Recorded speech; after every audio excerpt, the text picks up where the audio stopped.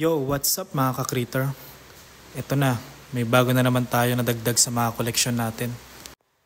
Meron tayo ditong pair na purple tree spider with scientific na Tapinocaneus violaceus or in short, T-viola para mas madaling bigkasin. Pansin ko lang sa mga arboreal SP na kapag matured male ganito yung kulay nila. Faded or greenish na.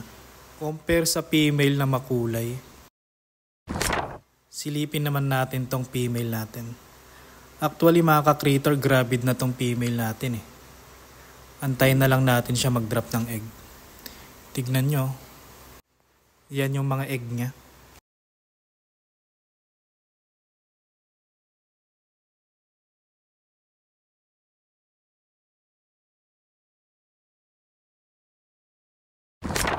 Iwasan lang din natin siyang ma-stress.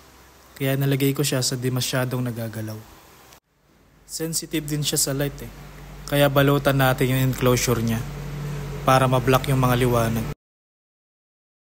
Nilagyan ko lang ng illustration board dito sa kabilang side na to. Yan medyo dumilim na. Lagyan pa natin sa side na yan.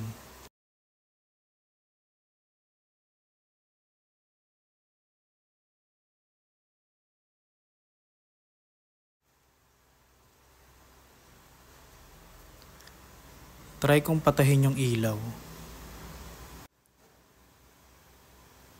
Oh, effective ah.